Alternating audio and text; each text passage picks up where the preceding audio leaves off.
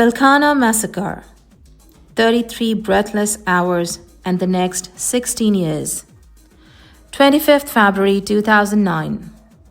Almost a month and a half after the Grand Alliance government came to power in 2009, a horrifying massacre broke the backbone of those who stood like a wall against enemies at the border.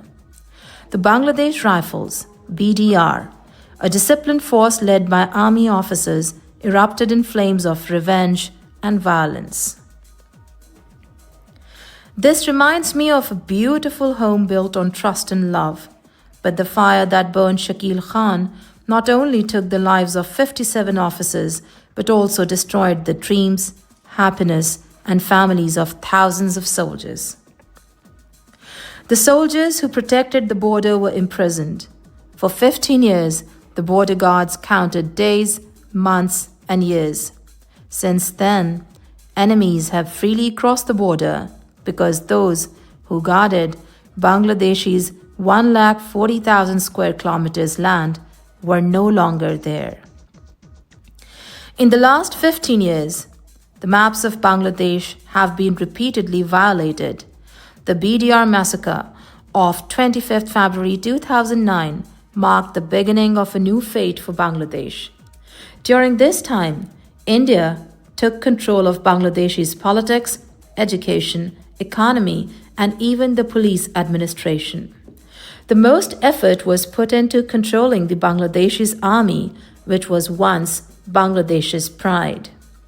Some army officers, driven by greed for money, power, and women, sold their loyalty to India. Their actions led to the killing of 57 patriotic army officers. What actually happened in Pilkhana on 25th February? Why did it happen? What happened afterwards? And what is happening now? The information that is collected so far is one-sided. The real truth has not been revealed to anybody. Opposition leader Begum Khalida Zia said, Hasina knew everything about the BDR incident. Why did it happen just a month after she came to power? Hasina and Moinuddin knew everything. One day, Hasina will have to answer. If we consider the Pilkhana massacre as a coin, we have only seen one side so far. The other side is even more terrifying, cruel, and filled with hatred. We have only heard the stories of the 57 army officers, but in reality, many more people were killed. The families of these officers and the general public have been kept in the dark. The incident of Advocate Abdul Aziz, son of DID Abdul Rahim. His father, a fighter, was martyred in jail after being given a poison injection because he refused to be a state witness in the Pilkhana case. Hassan talks about his father. Around the 28th, his father, Major Imam, rejoined on orders, but soon some army officers captured him, blindfolded him, tied his hands, and took him to Dhaka cantonment. In the DGFI prison, he was brutally tortured for 10 to 12 days, given electric shocks, nails were hammered into his hands, and more abuses were committed. Number 3. The wife of the Imam of Pilkhana Mosque said, Our soldiers could never attack officers like this. Those who were firing and giving orders in Hindi and English were not our soldiers. Most of the evidence of the BDR incident was destroyed, but a patriotic army officer hid some crucial evidence. The officers who survived or were helping from outside supported our investigation. An officer said they did not take responsibility for serving the country. Within just a month and a half, the BDR massacre was carried out. At that time, the country was completely helpless and weak. Captain Shehnaz said, We need to find out who gave the posting orders and why these people were kept there. The officers who helped us faced violence, had to quit their jobs or even leave the country. Captain Shehnaz also said, Why was the DG of DGFI angry when the fleeing officers were brought back? Who was commanding whom? This remains a mystery because everyone's face was hidden. Some mid-level army officers had secret audio and video recordings, which became the foundation of the investigation. These crucial pieces of evidence helped us reach the real truth. At the beginning of the investigation, let's look at some important sentences from an investigative report. This report was prepared within 18 working days of the Pilkhana massacre, but it was never made public. The reason is that this report contains some hidden truths related to the incident, although it only covers 50% of the actual events. The report also states that for a complete investigation of the incident, it was necessary to question important individuals from various organizations. However, due to a lack of cooperation, this was not possible. As a result, the real conspirators behind the rebellion and massacre could not be identified, nor could the actual reason for the incident be determined. The report further mentions that the investigation committee requested agencies like NSI, DGFI, RAB, CID and Police SB to provide collected information and evidence, but none of the agencies cooperated. These sentences make it clear that neither the government nor the army wanted the investigation committee to reveal the truth behind the Pilkhana massacre. Just as this report was hidden, everything related to the Pilkhana massacre has been kept from everybody. From the morning of 25th February 2009, when the Darbar Hall meeting began, until 5 p.m. on 26 February, every step taken by the government was to ensure that the captured army officers were killed, not rescued. On the morning of the 25th, the then Prime Minister Sheikh Hasina was present at her official residence, Jamuna, with the heads of all three armed forces, DGFI, NSI Chief and Military Secretary Tariq Siddiq, watching the mission to kill army officers. One of the surviving officers, Muhammad Zahid Ehsan Habib, said, "When the firing started in Darbar Hall, I called General Tariq Siddiq and asked for help, but Tariq Siddiq hung up the phone and was never reachable again." Statement of Major Muhammad Zaid Abidin: "I asked General Tariq for help, saying the army should be sent to assist us, but neither the army came nor any help was provided." From this report, it is understood that at 9:30 a.m., the BDR Director General directly spoke to the Prime Minister, Army Chief, RAB DG, and DGFI DG. The BDR DG informed them that the 44 Rifles Battalion had rebelled. The captured officers also began sending requests for help, informing their relatives, friends, and colleagues about their helplessness. Their message was, "We are trapped. Darbar Hall is under the control of the rebels. Take action quickly or we will not survive. Take care of our children." Statement of Shamsuz Zaman: "There was a full platoon of rebels which included 2 to 3 officers, Major Rajan, Major Julkar, Captain Julkar, Captain Yasser, Major Amin Amjad, SB Shahid and 10 to 12 military police officers were also present. By 9:30 a.m. to 11 a.m., most officers had already been killed, but the mission to kill continued until 5 p.m. because some officers were still alive. By 12:30 p.m., the first team of killers was removed from Darbar Hall. A procession of 100 people was taken out near gate number 3, chanting slogans like "Joy Bangla," "Joy BDR," and "BDR and the people are brothers." Those who entered with the Joy Bangla procession came out in double numbers. It is believed that this procession was used to safely evacuate some specific individuals. When the army should have been conducting operations, Awami League political leaders were entering the area. Among them were Tapas, Mirza Azam, Nanak, and Sheikh Saleem. A procession of 20 to 25 people from Chhatra League and Jubo League also entered through the New Market Gate. Some officers managed to survive, but the real conspiracy remains hidden to this day. After the first phase of the killings ended, the second phase began. As time passed, news of the brutal killings in Darbar Hall spread throughout Pilkhana. Most media personnel got scared and tried to escape in whatever way they could.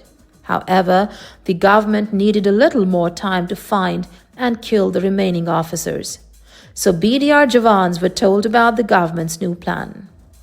In this part of the drama, Muni Saha and Mamoon were the first to arrive. They spread rumors that the BDR DG had been arrested due to dissatisfaction over the dal chawal money in Pilkhana.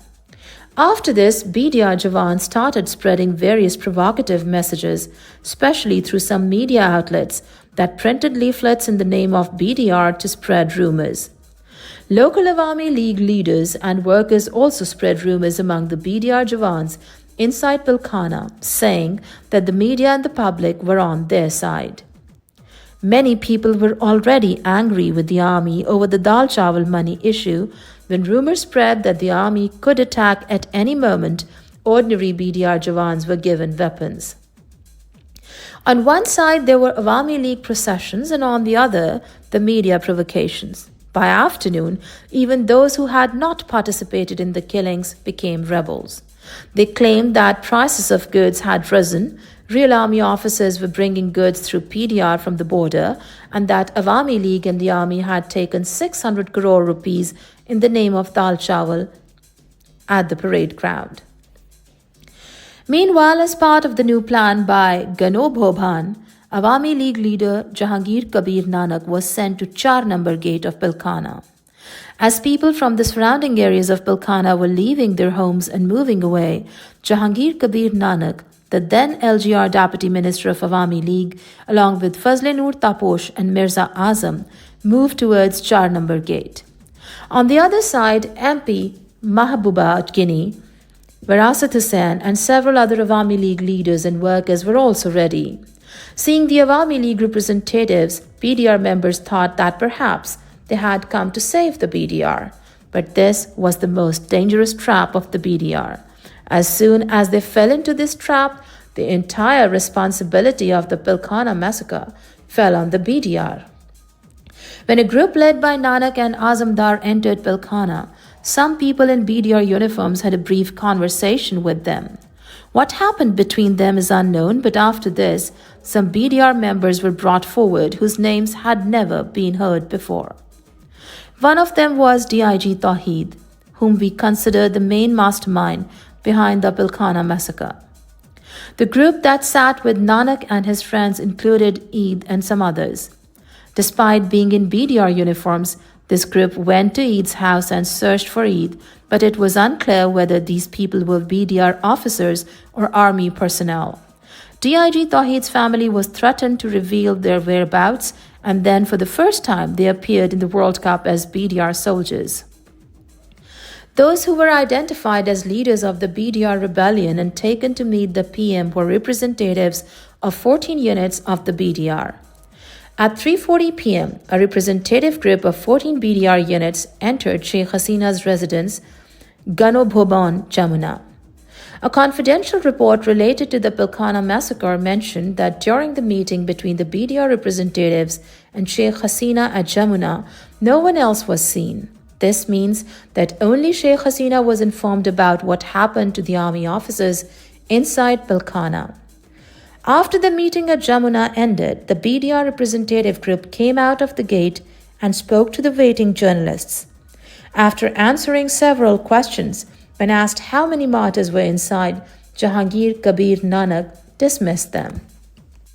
The real purpose of that meeting between Hasina and the BDR seems to have been to tell the BDR not to surrender under any circumstances, even though after the meeting it was announced that the BDR had refused to surrender.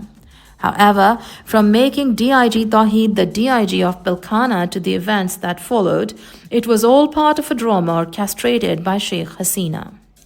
After the meeting, a mysterious incident was observed.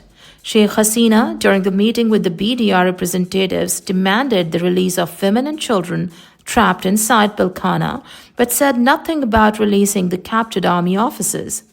Why were only women and children released? To find the answer to this question, we'll listen to the 2009 interrogation audio. Jahangir Kabir Nanak was interrogated by a special army investigation team, but that investigation was not allowed to proceed further. Still, the full cassette of what happened during that interrogation had been sent to us by an army source. The fact that the officers were not released was not a mistake. Sheikh Hasina knew that these officers had already been killed. That's why, instead of releasing them, more time was given to count the bodies of the dead officers and hunt down the surviving ones. This is why, after the meeting ended, when the BDR members returned to Pilkhana, firing started again. This unofficial report states that electricity was cut off in specific areas inside Pilkhana to make it easier for the rebels to carry out their crimes. However, the government did not arrange for alternative lighting in these areas. The investigation team gave no explanation for this. The next part of the report contains very important information. It states that based on the government's announcements and discussions, the trapped BDR Jawans and their family members could have been given a chance to leave. With this in mind, the DMP brought 10 trucks and 10 buses in front of 4 number gate. Finding out who was taken in those 10 trucks and buses would clarify a lot. At 8 p.m., another part of the drama began at Hotel Ambala Line. Another meeting took place between the BDR representatives and the then Home Minister Advocate Sahara Khatun. Present with her were police officers, the DG of RAB, intelligence agency officials, and quite appropriately, Nanak and Azam. During these discussions, the BDR was not given a chance to make any decisions. The decision made by the government was presented as the BDR's demand. This was later told to the media after the meeting ended, that the BDR had refused to surrender their weapons to the army but would surrender them to the police instead. According to reports, at 1 a.m., Home Minister Sahara Khatun, Deputy Law Minister Advocate Kamrul Islam, and the Inspector General of Police, along with some Awami League leaders and workers, entered Pilkhana in a special vehicle.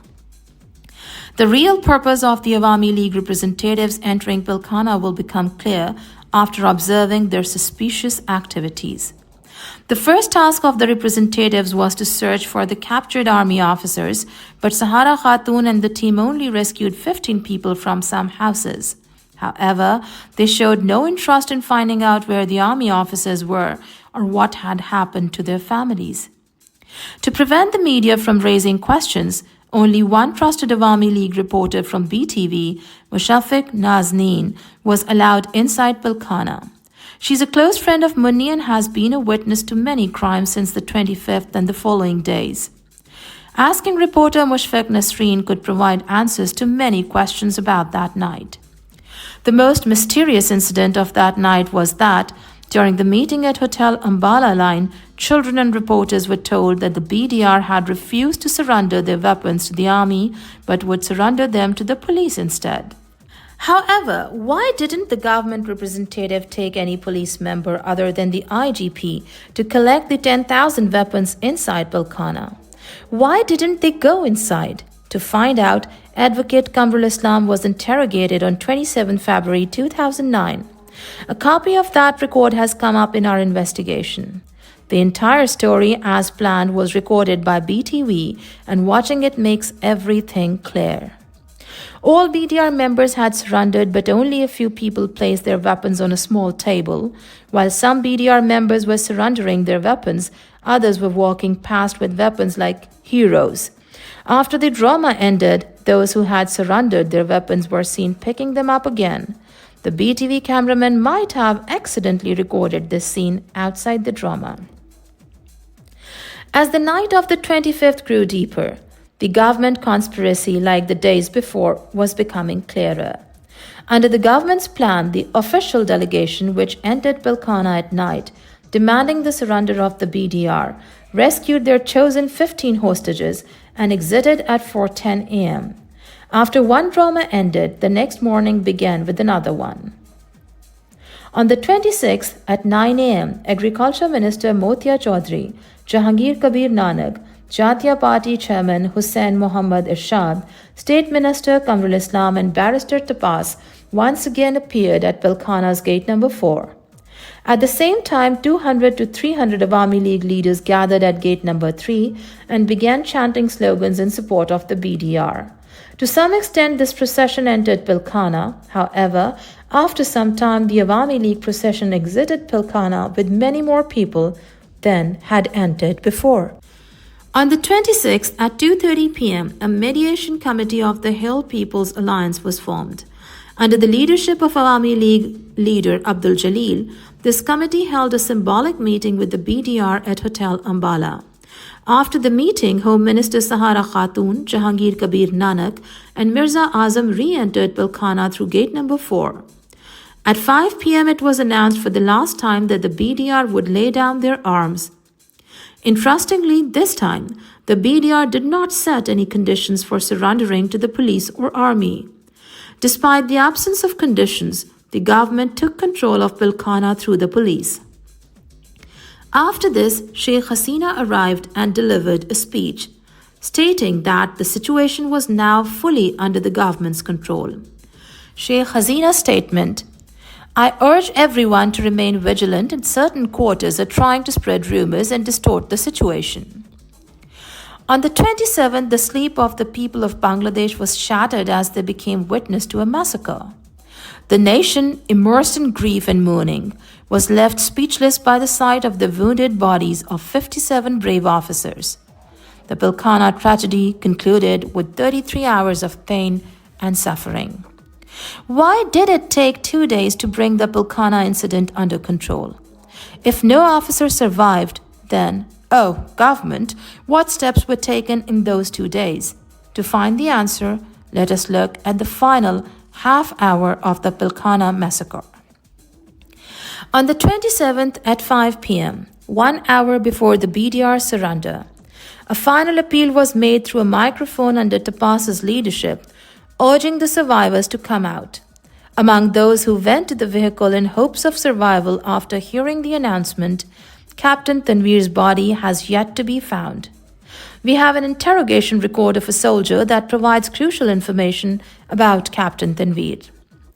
The investigation reveals that during the interrogation of the Pilkhana soldiers, a secretly recorded statement by soldier Muhit, who is the 70th accused in the BDR massacre case, provides a detailed account of what happened to Captain Tanvir along with another army officer. According to Muhit's statement, Captain Tanvir had spoken to his wife on Muhit's mobile phone, and the call was disconnected when the phone's battery died. To verify the truth of the incident, we spoke to Tanvir's wife, and she confirmed what Muhit said. This means that both Muhit and his wife's statements clearly indicate that it was not Muhit but Tapas who killed Captain Tanvir. Therefore, only Tapas can reveal whether Tanvir is alive or was killed. During Mohit's interrogation, while he was in CID custody, the army and RAB interrogated him multiple times. Mohit said, "I'm not guilty of anything. My only crime is that I informed the army officers that I had seated Captain Tanvir in Tapas' vehicle." During one of the interrogations, it was heard that Tapas himself was present and had tortured Mohit. All of this is documented in the secret recording of Mohit's interrogation. From the Pilkhana tragedy, we only know about the massacre that occurred between February 25th and 27th. However, the real tragedy of Pilkhana began after the surrender of PTR's weapons. Like the soldiers, anyone who wanted to reveal the truth of the incident was cold-bloodedly killed. On March 3, 2009, after being involved in the BTR operation, the army killed a total of 108 BDR personnel under the guise of interrogation. Some of these individuals were involved in the conspiracy, while others were important witnesses. The families of these innocent BDR officers were not allowed to participate in the post-mortem reports or the investigation into their deaths. The media was also heavily restricted. Anyone who wanted to reveal the truth during the interrogation of the Pilkhana massacre was killed because some army officers and Awami League leaders were involved in the conspiracy. Therefore, crucial witnesses from the BDR were mercilessly killed under the pretext of interrogation. One of the key witnesses to the massacre was the Imam of the local mosque, Maulana Muhammad Siddiqur Rahman. He had witnessed what happened in the Darbar Hall that day. According to the Imam's wife, Hasina, who was among those who conspired in these killings, had told us what happened in your house. The Imam had said, even if I die, I will never give false testimony. The Imam of Pilkhana's mosque was not only a witness to the events in the Darbar Hall, but also to other things. A few months before the incident, secret meetings were held after Friday prayers, where Tapas, Nanak, and Awami League leader Chorabali were seen with BDR soldiers. According to the Imam's wife, our soldiers did not do this. It was outsiders, meaning the Indian army, because commands were heard in English and Hindi. The Imam had told his family that in the Darbar Hall, a BDR soldier had first raised his weapon, but the first killing was of a BDR soldier. This angered the soldiers, and then the BDR soldiers did not shoot any officers but tried to create a terrifying atmosphere. Suddenly, some masked individuals entered the Darbar Hall and began shooting the officers indiscriminately. After the incident, during the interrogation, the Imam had said the same thing, but he was pressured to stick to the government's written statement, leaving out the involvement of outsiders. However, the Imam refused to lie, which led to physical and mental torture. Despite this, he refused to lie, and on March 12, 2009, he was called for interrogation. That day became the last day of his life. The man who had walked on his own feet returned home the next day as a corpse. The family was told that the Imam of Pilkhana's mosque, Maulana Rafiqul Islam, had died of a heart attack. Like the Imam, media personnel who were suddenly taken from Pilkhana began to die under the guise of heart attacks and suicide, which was actually a tactic by the army to kill BDR personnel. Under the name of suicide, Naik Subedar Muazzamul Haq of Dinajpur sector became a victim of the army's killings. After killing the nearly 6-foot-tall man, a story of suicide was fabricated by hanging him from the bathroom ceiling. Some of the meetings that took place 3 months before the Pilkhana massacre were attended by Dad Habib. Understanding the deep conspiracy between Awami League leaders and some BDR officers, some important discussions from these meetings were secretly recorded. Therefore, Dad Habib could have provided crucial testimony in the Pilkhana massacre case. However, he was killed in 2009 under the pretext of interrogation. He had a recording, and the army had saved the cassette from Dad Habib's house, but it was not presented in court because it contained evidence of Awami League leaders' involvement. After learning about the secret conversations and covert meetings between the Awami League and the BDR, some soldiers informed their security unit, PDR. 4 days before the incident, on February 21st, Senior JCO Naik Subedar Rafiqul Islam of the security unit reported the information gathered from BDR soldiers to the GFI and higher military intelligence. Based on his information, some steps were taken, but ultimately nothing came out of it. Subedar Rafiqul Islam was initially included as a key witness to the incident, but due to the army's involvement in the massacre, the matter was suppressed. Nearly 2 months after the incident, he was arrested, and despite his name not appearing in the first charge sheet of the case, he was included as the 12th accused through 4 charge sheets. Subedar Rafiqul Islam's record reveals this. Subedar Rafiqul was a shining star in the BDR. In 2009, he received the first prize for being the best VOP commander. Additionally, apart from winning the Asian Championship, his reputation among his peers were widely acknowledged. The purpose was to push the border guard to the brink of death, which is why he was sentenced to life imprisonment. Before the Pilkhana massacre, another soldier, Saleem Razza, who had participated in some of the secret meetings with the Awami League, made a highly significant statement during his interrogation in 2009. According to Saleem Razza's statement, during the interrogation, he revealed that Tapas has informed BDR members in secret meetings with Saleem and other BDR officers that Sheikh Hasina would agree to their terms if only the BDR DG was captured in the Darbar Hall. However, when officers began to be shot and killed in the Darbar Hall, Saleem Razza took up arms against the external killers, which led to him being shot and injured. We also have evidence of Saleem Razza being injured by gunfire on the day of the Pilkhana incident. Saleem Razza was still considered a criminal because he had attempted to capture the BDR DG, but he was not prepared to face the death penalty. To protect Awami League leaders, a conspiracy was hatched to sentence Saleem Razza to death and execute him. What the Bangladesh army did to hide the real conspirators of the Pilkhana massacre surpasses even Hitler's barbarism. While Hitler wanted to kill people of other countries and religions, the army displayed medieval barbarism against its own comrades. Anyone who tried to uncover the real conspiracy behind the Pilkhana massacre was eliminated from this world. In this matter, neither the PTR nor the army officers showed any mercy. One of the key witnesses to the Pilkhana massacre was Captain Shehnaz, who was the first to detect the presence of the Indian army and reported it to the media. Because of his statement, patriotic army officers were posted alongside 57 army officers. Was this actually a plan to kill them? Captain Shehnaz raised these questions but was silenced. This was an incident planned by Indian agents and Sheikh Hasina. Captain Shehnaz could not bear to witness the planned killings of officers before his eyes. Therefore, he was one of the loudest voices demanding justice for the BDR massacre. However, the faction of the army controlling the cantonment killed Captain Shehnaz's husband, a fighter pilot, to silence. Using the Pilkhana massacre as a pretext, over 100 dedicated army officers were dismissed, arrested, imprisoned, or killed in 4 phases. Among them, 13 army officers were dismissed even before the massacre for the crime of protesting in front of the Prime Minister and the army chief in Sanaganj after the massacre.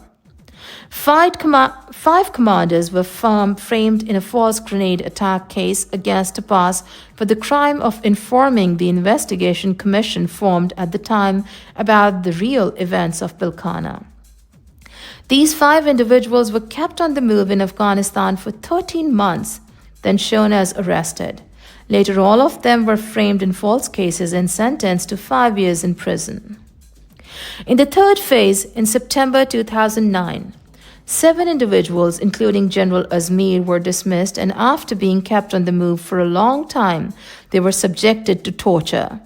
The officers who spoke out the most about the video evidence of the massacre were identified, and in 2011, along with Major Daya of Mist, a total of 68 army officers were dismissed en masse on false charges of a coup. Among them, 4 were acquitted, but the remaining 64 were sentenced to various terms. Many of them were subjected to prolonged harassment. The most tragic fate befell Major General Rafiq and Colonel Shahid, both of whom were trying to uncover the real secrets of the BDR massacre until their last breath. These 2 officers were ordered by the Prime Minister's PSO to come to Dhaka from Jaisur on emergency basis. On their way to Dhaka by helicopter, a staged helicopter crash was orchestrated and both were killed. The Pilkhana massacre, a tale of injustice and conspiracy. The Pilkhana massacre, also known as the BDR Mutiny, remains one of the most tragic and controversial events in Bangladesh's history. Below is a detailed and polished translation of the provided text into English, capturing the essence and nuances of the original narrative. The fate of Captain Tanir, the last victim of the Pilkhana massacre. After being taken away in Sheikh Abbas's vehicle, the fate of Captain Tanir, the final victim of Pilkhana massacre, remains shrouded in mystery. The military did not allow any proper investigation to confirm what happened to him. As a result, another person's body was buried under Captain Tanvir's name. The military placed a tombstone bearing Tanvir's name on the grave of an unidentified individual. To this day, Tanvir's family continues to wait for their beloved, hoping for his return. The murder of a key military witness, Nasiruddin Ahmed Pintu. Nasiruddin Ahmed Pintu, a crucial military witness in the Pilkhana massacre, was deliberately killed. The massacre was used as a pretext to implicate the BNP, and a prominent BNP leader from Old Dhaka was arrested and sent to jail. The accused in the BDR case had provided Pintu with sensitive information which allegedly led to his targeted assassination. The systematic elimination of witnesses. The plan to silence all witnesses of the massacre was extensive and meticulously executed. BDR personnel were detained under the guise of interrogation and military officers. CID officers like Abdul Kahar Akhand and others involved in issuing death certificates and conducting postmortems were all part of this conspiracy. After silencing all witnesses, a so-called justice was delivered which involved some of the most brutal and inhumane acts in history against 18,519 BDR personnel. The real conspirators were shielded while innocent witnesses were killed. The actual perpetrators were turned into witnesses and death sentences were handed down based on testimonies from individuals who had not even witnessed the events. In this way, the military shifted the blame for their crimes onto the innocent BDR personnel. The extent of the injustice and brutality inflicted on the BDR can be understood by examining the cases of some of the executed convicts. The first convict, Sayyid Tawheed. The case begins with Sayyid Tawheed, the first accused in the Pilkhana massacre. Tawheed was portrayed as the mastermind of the massacre. A narrative was constructed claiming that Tawheed and Jahangir Nanak were friends and had orchestrated the massacre together. However, if Tawheed and Nanak were indeed collaborators, why was Tawheed executed while Nanak escaped? This raises serious questions about the fairness of the trial. The drama that unfolded in Pilkhana, allegedly orchestrated by India and Sheikh Hasina, saw Tawheed disappear after the shooting on the evening of February 25th. Tawheed was appointed as the Director General of BDR on the Prime Minister's orders, but his family was detained by the police at that time. Their home was raided, the door was broken down, and his wife and children were threatened with violence. Despite this, the charges against Tawheed were part of a larger script. He was sentenced to death for the murder of Major Asad based on the testimony of Sipahi Anwar Hussain. Anwar, in his statement under Section 164, claimed that on February 25th at 9:30 p.m., Tawheed ordered the killing of army officers. He further stated that Major Asad pleaded for his life, but Tawheed said, "Finish him," and they shot him dead. However, Anwar's testimony was riddled with contradictions. On the other hand, Lieutenant Colonel Kamruzzaman, another witness to the BDR massacre, testified that Tawheed had hidden him in a bathroom and risked his own life to protect him. If Kamruzzaman's testimony is true, then Tawheed was innocent. However, both testimonies cannot be true simultaneously. Tawheed was falsely portrayed as the leader of the BDR rebels and was even presented to the Prime Minister as mentioned in the statement of CID officer Abdur Rahim. This was all part of a long conspiracy to suppress the truth and punish the innocent. The broader conspiracy. The Pilkhana massacre was not just a tragic event but also a well-orchestrated conspiracy. The real culprits were protected while innocent BDR personnel were scapegoated. The military's role in covering up their crimes and shifting the blame onto the BDR remains a glaring injustice. The families of the victims, like Captain Tanvir's, continue to suffer waiting for answers that may never come. The Pilkhana massacre, a deep dive into the conspiracy and injustice. The Pilkhana massacre, also known as the BDR mutiny, is one of the most tragic and controversial events in Bangladesh's history.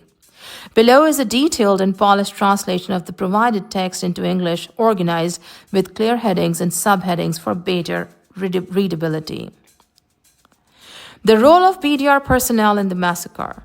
The question arises, were BDR personnel involved in the Pilkhana massacre? Absolutely they were. However, those who were directly involved could not be punished because the primary objective of the massacre was to complete a larger agenda. Individuals like Sipahi Mahin and Leader Lytton, who were linked to the conspiracy, were sent to India. Leader Lytton's father, former Subedar and Awami League leader Tora Ali, were released despite serious allegations. On the other hand, many who were only involved in the plan to capture BDR ATG but had not knowledge of the massacre were killed under the guise of interrogation. The execution of innocents to protect the real culprits. Those who were sentenced to death were primarily used to shield certain Awami League leaders who were involved in the conspiracy. The Pilkhana massacre was orchestrated to destroy the BDR, and the evidence of this is overwhelming. In this case, 18,519 BDR personnel were accused, most of whom were proven innocent. Yet none were reinstated. Instead, those who were released were extorted for large sums of money. Many criminals were turned into witnesses in exchange for money, while innocent BDR personnel were punished without cause. The injustice against the victims' families. The families of the Pilkhana massacre victims have faced immense injustice. On the other hand, 16 years have passed since the so-called justice for Tawheed and the Pilkhana massacre, leaving 18,000 families in despair. This is an unprecedented event in the world history.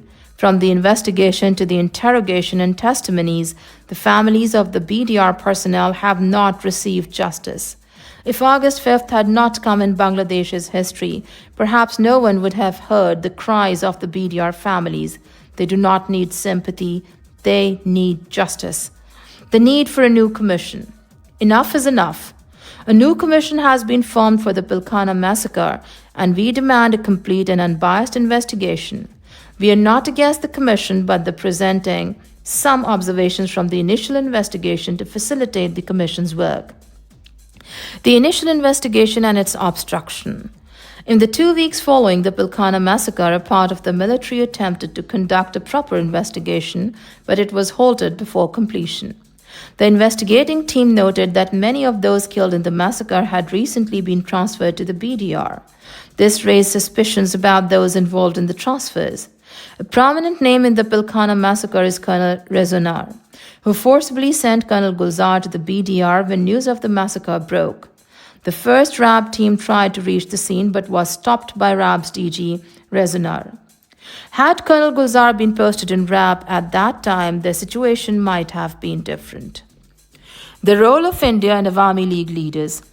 A significant portion of the witnesses were individuals who had participated in the war with India in Brahmani and Padua.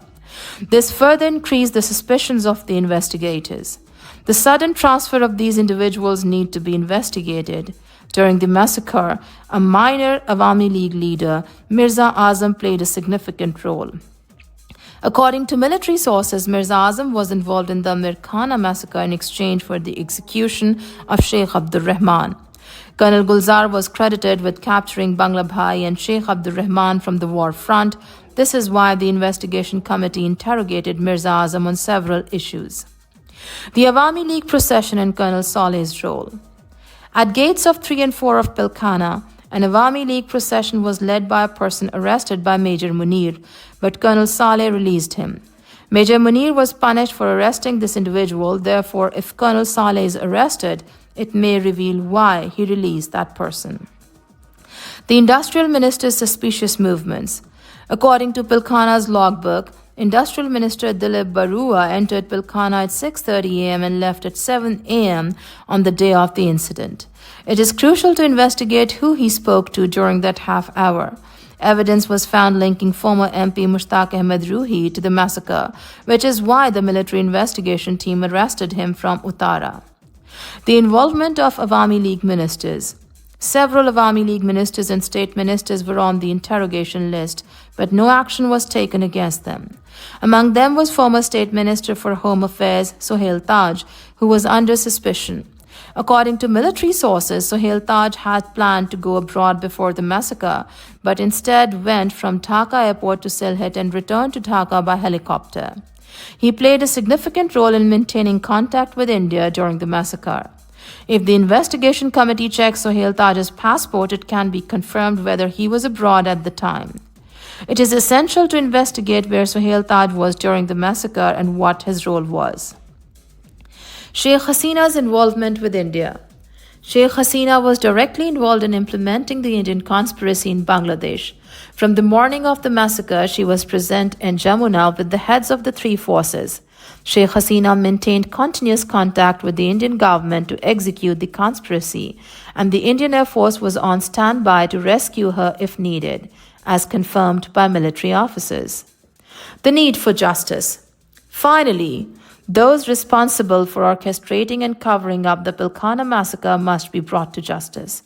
Chief of Army Staff General Moinud Ahmed must also take responsibility as he was present with Sheikh Hasina during the massacre. Lieutenant General X, who was directly involved in overseeing the operation at various Pilkhana gates, must also be held accountable. This includes RAB's 2's then CEO Lieutenant Colonel Salahuddin Bir Protek, Brigadier General Muazzam, Brigadier General Saidur Rahman, Brigadier General Mukim, Colonel Imran, and Colonel Sharafat, who are responsible for suppressing the truth about the murder of 57 officers and oppressing 96 military personnel and numerous BDR families. For 16 years, many BDR families have been forced to beg on the streets to survive. A call for fair investigation and justice. Elias Hossain's investigation does not aim to protect any criminal or frame any innocent person. He only seeks justice through a fair and thorough investigation. This justice should not only exonerate the innocent BDR personnel, but also punish all the real culprits. The innocent BDR personnel should be reinstated with all their benefits restored. Dear Pak Bangla Connect viewers, this is Sadia Sattar. The horrific tale of 33 hours of brutality and Pilkhana massacre by Sheikh Hasina with the help of India and Indian intelligence agency RAW had been one of the most brutal incidents in Bangladesh's history. The brave journalist Elias Hossain did this complete report, and I'm very honored to narrate it in English here. Thank you very much for listening. Pak Bangla Dosti Zindabad.